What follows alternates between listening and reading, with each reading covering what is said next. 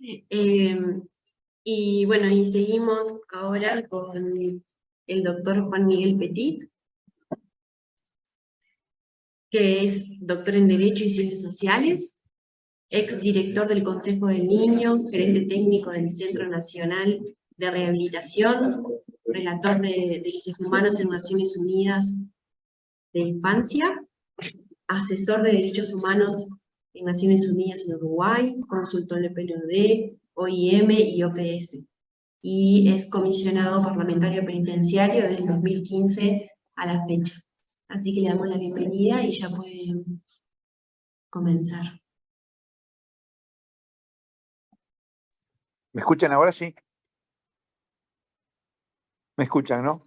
Bueno, Valeria, muchísimas gracias por la participación. Hay mucha gente conocida que quiero y respeto mucho y de la cual sigo aprendiendo en esta rueda. Julián Zuquirvide, Andrés Lalane, colegas con los cuales ahora estamos trabajando intensamente, como Evelyn Segredo, Federica. No lo puedo ver a todos, bueno, ni que hablar Cecilia Zaffaroni, otra referencia permanente en mi trayectoria, en mi trabajo. Creo que está también Paula Lacaño, que es una abogada que hace un trabajo intenso y muy positivo en todo lo que tiene que ver con la perspectiva de género y derechos humanos. Y bueno, no nombro más, que seguramente hay más, pero sí para decirles que estoy muy a gusto en este encuentro de sábado de mañana y que creo que en un día de sol nos encuentra a todos con un desafío, con un desafío común muy grande. Y en este marco de confianza conceptual y espiritual que nos da el humanismo, que nos da esta red de economía humana, que nos da el CLAE, una institución que siempre se ha mantenido en esa búsqueda, inclusive en épocas donde el humanismo sonaba una palabra media debilucha, media raquítica ante el choque de las dos grandes tendencias del momento, el marxismo y el liberalismo. Hablar de humanismo parecía un poco de Boy Scout y bien intencionados. La historia parecería, y que la realidad le viene dando la razón a aquellos que decían que en el humanismo estaban las claves para avanzar a una vida mejor. Voy a hacer, no sé, Valeria, cuánto, creo que tengo unos 10 minutos más o menos, ¿no? No Tenés quiero 15 aburrir. minutos. 15 minutos. Te avisamos cuando lleguemos a los 10 minutos que te queden 5. Bueno, perfecto, perfecto. Eh, a ver, primero un marco general. Yo creo que la privación de libertad ha tenido una evolución histórica de la cual somos parte en los últimos siglos, en los cuales a veces la sucesión de instrumentos diferentes y el foco que naturalmente y la sociedad tiene en otro tipo de episodios y en otro tipo de políticas que suelen ser las centrales a la hora de pensar en cambios, eh, las cárceles tienen que ver con el derecho penal. Palabra derecho penal que es una palabra formal y más elegante, cuando en realidad el derecho penal es el derecho de la angustia, el derecho del dolor. Le llamamos penal, pero tiene que ver con la pena, con el dolor, con el sufrimiento, y por lo tanto con la oscuridad, con las oscuridades del ser humano. Oscuridades de cometer el acto violento, de cometer el acto a veces explicable y otras veces inexplicable. Digo explicable en el sentido de los condicionamientos y los procesos neuronales y sociales que pueden llevar a que una persona transgreda como mecanismo de supervivencia. Otra vez inexplicable desde el punto de vista de la mirada luminosa sobre el ser humano, en el sentido que hay una cantidad de hechos que solamente el ser humano protagoniza. No hay nada más humano que lo inhumano. O sea, es eso que a veces en la prensa vemos o llamamos.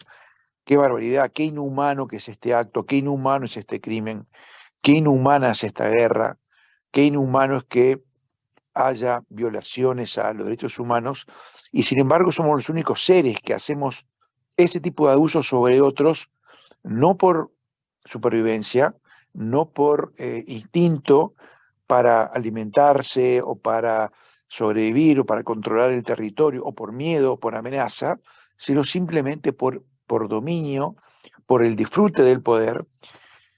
Y eso tan terrible que es como lo he escuchado en algunos testimonios de manera directa y es muy fuerte, cómo a veces el control sobre el otro y el control absoluto sobre el otro, que es la muerte, que es matar al otro, genera un efecto de poder y de dominio tan embriagante como el generar vida. Y a veces uno escucha de asesinos psicópatas la explicación de que cuando ultimaron a su víctima o cuando la sometieron, se sintieron poderosos, sintieron placer. Y ahí entramos en el tema de la maldad y la enfermedad, que es un tema mucho más complejo, que me supera absolutamente, donde ahí entra obviamente las ciencias médicas, las ciencias del comportamiento, también, ¿por qué no?, la filosofía y la teología. Pero lo que voy es que en las sombras, los sistemas penitenciarios van llevando una evolución que tiene que ver también con la evolución que tenemos de los valores y de los derechos humanos. Las prisiones, hasta el siglo XVII, eran lugares para morir. La persona era enviada para que muriera. Era así directamente castigado. Son esos lugares que a veces visitamos en alguna visita a la Torre de Londres, por ejemplo, lugares, castillos fuertes, ex arsenales de la época de la Edad Media y posteriores, que parecen cárceles, porque tienen como celdas, como que son como cuevas, rejas, puertas muy duras, a veces grilletes, y uno los ubica con cárceles y pensamos que eran las cárceles de la época. No, no eran las cárceles, eran cuevas donde las personas eran enviadas a morir. En el siglo XVII. A finales del siglo XVIII se inventa la cárcel como la conocemos hoy en día. La cárcel, que es un lugar, un paso en un proceso en el cual la persona es acusada de determinadas circunstancias y va a pasar un tiempo allí en esos lugares. Ya no se manda a la persona para morir en general, sino se la manda para sufrir. La cárcel es un lugar de sufrimiento.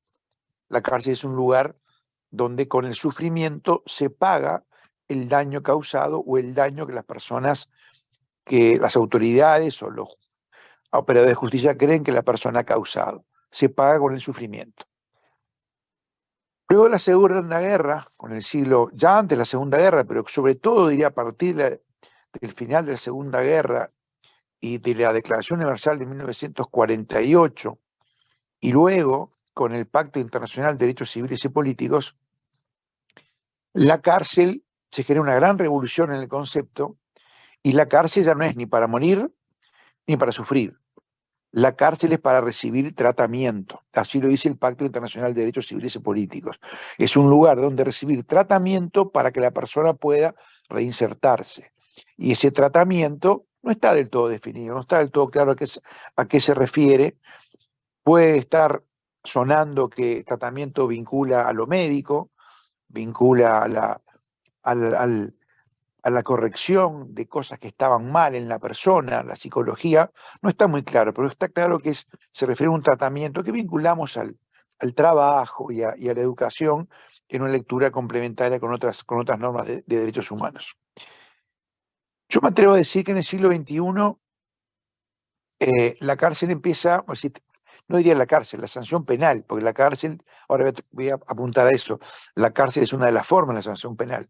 En el siglo XXI, la sanción penal, o sea, la adopción de una medida de control, de castigo también, porque es de castigo, objetivamente es de castigo, aplicada a una persona por un mecanismo independiente como en la justicia, tiene un objetivo diferente, ya no es solamente dar tratamiento. El objetivo es de construir ciudadanía, es de preparar a las personas para una vida autónoma, en armonía con los demás y sin agresiones. Allí el tratamiento adquiere una nueva perspectiva.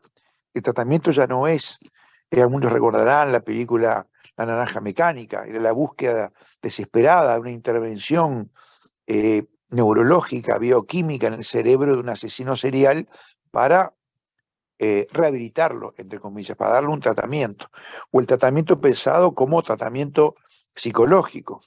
A mí, con todo respeto de los colegas pacientes y psicólogos, muchas veces la palabra paciente me resulta un poco compleja, porque el paciente es alguien, me suena como que está muy quieto, que está enfermo, cuando en realidad probablemente sí, muchas personas llegan a la cárcel con una enfermedad física, una enfermedad de salud mental, pero muchos otros lo que llegan es provistos de ejercicio en sus derechos. Y ahí el tratamiento adquiere otra dimensión. El tratamiento es el ejercicio de los derechos, el acceder a las oportunidades de ejercer los derechos. Y ejercer los derechos, que tiene una connotación jurídica o política, no es nada muy distinto que hacer aquellas cosas que nos hacen bien como personas. ¿Qué es lo que nos hace bien a cada uno de nosotros como personas? Bueno, cosas muy distintas. Ir al fútbol, ir a pescar, ir a bailar, militar en un partido político, tener pareja o no tener pareja, eh, tener una familia o vivir en un monasterio, o salir a correr, leer, la cultura, la participación en un sindicato, recibir información, comunicarse, relacionarse con los demás, viajar. Todas esas cosas de vida cotidiana, esos son los derechos. La posibilidad de hacerlo respetando los derechos de los demás y con responsabilidad, porque la Declaración Universal de Derechos Humanos, en su artículo 29, muy poco leído, habla también de las responsabilidades, porque no hay derechos sin obligaciones y no hay obligaciones sin derechos, como el semáforo rojo y el semáforo verde. No tiene sentido la luz verde sin luz roja y viceversa. Eh, bueno, me gustaron mucho las tres presentaciones, las tres me resultaron muy inspiradoras.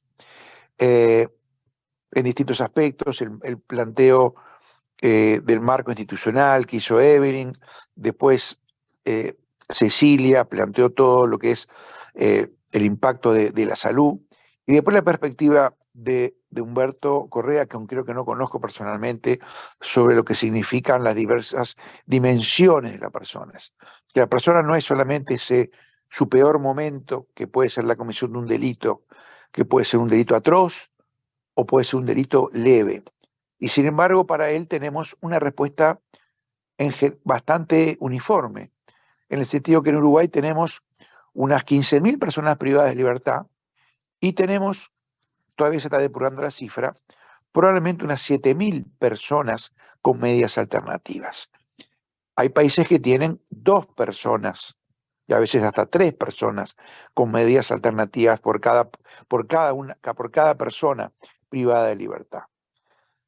Eso es un síntoma muy grave lo que nos ocurre, que se vincula a lo que señalaban los tres comentaristas previos, los 3 colegas de esta rueda, en el sentido de las enormes vulnerabilidades, esa mayor fragilidad, o como decía el doctor Correa, la vulnerabilidad como el hecho de ser más fácilmente atacable, ser más fácilmente destruido por distintas circunstancias. Los virus, el crimen organizado, la dificultad de organizar su propia vida. Entonces tenemos un sistema que no está acorde con la realidad uruguaya. Tenemos un sistema que es un subestado dentro de una anomalía uruguaya. La anomalía de tener 15.000 personas privadas de libertad. Un dato absolutamente que nos debe llamar a reflexión. Es una fiebre que no baja, que tiende a seguir creciendo. El ritmo de crecimiento ha disminuido, en cierta medida también por esos mecanismos de autorregulación que tiene el sistema de justicia, en el cual muchos operadores llegan a un momento que se buscan mecanismos para evitar la pena de prisión, porque saben que la pena de prisión no va a tener un efecto positivo sobre la persona. Entonces muchas veces vemos distintas formas en las cuales desde fiscales, de jueces, defensores, buscan aliviar la pena de prisión como único mecanismo. Pero claramente en Uruguay tenemos un sistema, mejor dicho, un no sistema que, más allá de los esfuerzos que hace mucha gente, de las buenas prácticas que hay, de las buenas enseñanzas que hay, es un sistema que está muy lejano a las posibilidades que tiene el Uruguay debido a que había una falta de acumulación en este tema. Es un tema en el cual ha habido falta de acumulación científica, estadística, institucional, y tiene un gran atraso, un gran rezago institucional. Faltan rectorías potentes justamente para introducir aquellas cosas que en el mundo moderno ya han mostrado que el siglo XXI tiene que ser el siglo de la sanción penal como un espacio más de construcción de ciudadanía, a partir del desarrollo de los derechos.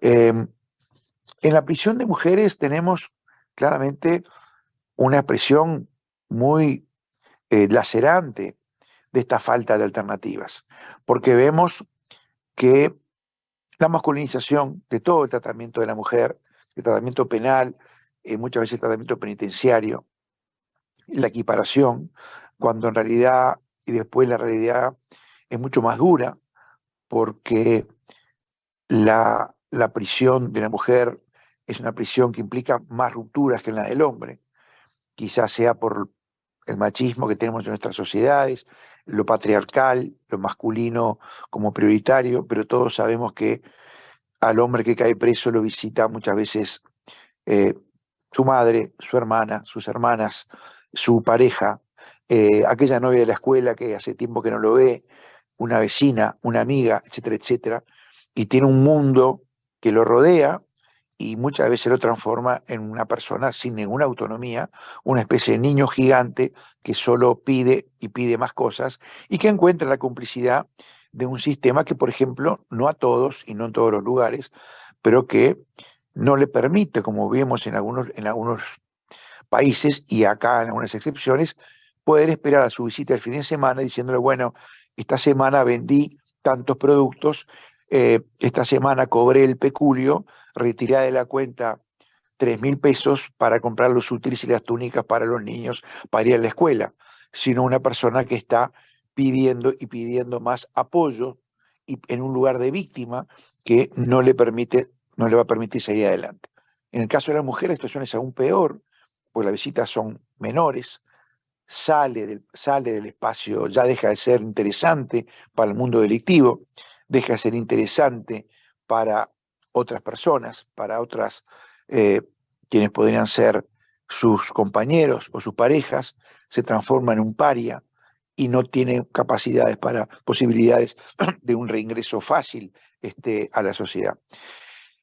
El tema de la salud en Uruguay es particularmente desesperante.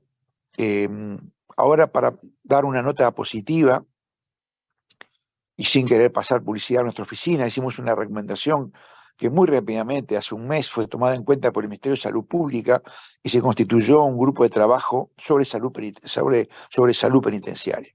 Decía bien Evelyn al principio, la salud penitenciaria es una especialidad en muchas partes del mundo y en muchas universidades. La inquietud está en la Universidad de la República, todavía no se ha plasmado, pero si era muy buena cosa, vamos a tratar y yo hacer gestiones en ese sentido, pero yo creo que parte del sentido de este encuentro, y yo creo que de la red, si no me equivoco, Valeria y Julián, yo creo que tiene que ver con acumular fuerzas, porque yo creo que este tema en Uruguay, que no ha tenido acumulación de doctrina, de publicaciones, que la ha tenido últimamente, yo creo que el tema está mucho más presente desde, diría, hace unos 10 años, yo creo que es muy necesario gestionar y dar la batalla de pegar un salto cualitativo, porque si no vamos a quedar afuera de este envión que hay en algunos países en los cuales la privación de libertad es un lugar de construcción de ciudadanía.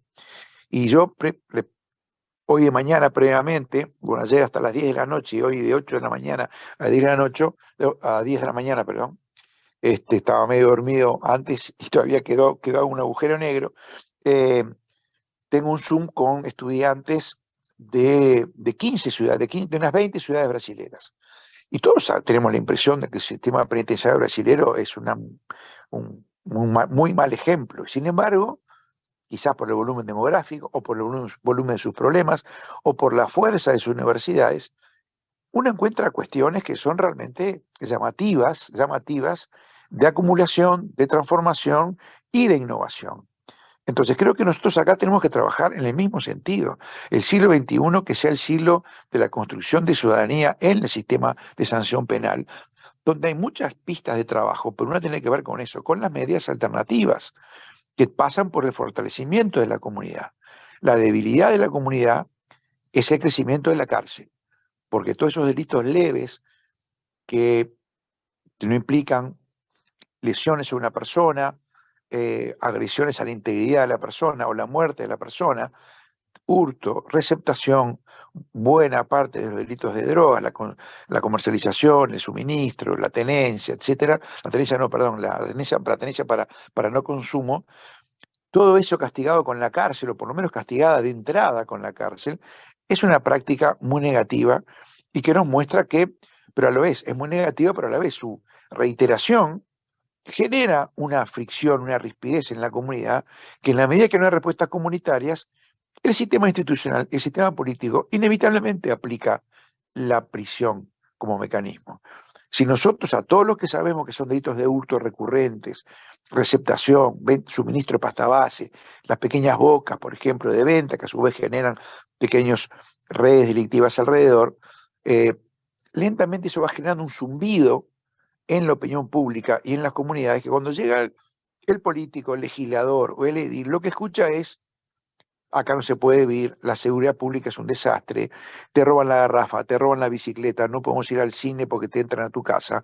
Y eso tracciona y genera leyes más duras que terminan justamente, al no encontrar una solución comunitaria, incorporando esa población a la cárcel y generando un sistema de penas duras que van con una aspiradora absorbiendo más y más casos que podrían haber tenido otro tratamiento. Trabajar sobre esto requiere investigación, evidencia científica, diferenciar los delitos y trabajar sobre las distintas dimensiones. El tema de salud decía que es particularmente dramático porque, si bien, como explicaban muy bien los colegas, hubo un avance importante cuando en 2009 se empieza a introducir la salud pública dentro de la cárcel. Es un proceso que no terminó y que actualmente yo creo que está estancado. Está estancado porque, por ejemplo, el presupuesto dado en la rendición de cuentas pasada para comenzar la transición e incorporar dos cárceles importantes y estratégicas como la Canelones y Maldonado al sistema de salud de ACE, si bien los rubros que se le dieron aparentemente fueron insuficientes para hacer la transición, ni siquiera se empezó esa transición, y esos rubros, veremos qué ocurre en la rendición de cuentas, pero esos rubros aparentemente ACE los va a devolver, con lo cual volveríamos a punto cero en la materia. Allí tenemos un problema serio de falta de un liderazgo institucional firme en la atención a las personas privadas de libertad en su salud, y que golpea muy duramente en el caso de las mujeres de manera muy evidente. Entonces, yo creo que es muy importante pensar en la acumulación de... Pero le agradecemos si puede ir cerrando la Sí, sí. participación. Bueno, básicamente era eso. Creo que me parece interesante incorporar la idea del humanismo penitenciario, las diversas dimensiones de las personas que están privadas de libertad, y que aún en los casos de delitos graves, aún en los casos de las personas con penas más extremas, y aún en esos casos que son chocantes, que son a veces que nos pelean con la bondad humana o la naturaleza humana, también dignificar, porque en todos los aspectos de la vida muchas veces solamente lo que se puede hacer es dignificar, y esa dignificación a tomarla como una semilla que puede dar sus frutos. Pero entonces yo creo que avanzar en el planteo de la necesidad de una política penitenciaria de salud penitenciaria, con equipos, con especializaciones, con el mismo nivel que tiene la salud afuera, es una de las demandas y los desafíos que tenemos por delante dentro de la oficina. Modestamente trataremos de hacerlo en conexión con todos ustedes, eh, y especialmente con aquellos que están en el terreno, a quienes mucho respetamos y valoramos, quienes están todos los días en los centros médicos, en los módulos, en los pabellones, en los juzgados también, y en las comunidades. Y creo que el eje de trabajo sobre medidas alternativas es fundamental. Algún día la medida alternativa va a ser la cárcel, y lo usual va a ser la medida, lo que hoy llamamos medida alternativa. La cárcel debe ser una sanción especial, una sanción particularísima para aquellos casos graves. Y lo normal, lo habitual debería ser justamente el trabajo en comunidad con esa persona que infringió la ley por motivos muy diversos. Bueno, muchísimas gracias, no me extendo más, pero eran estos comentarios que me suscitaban las presentaciones de hoy.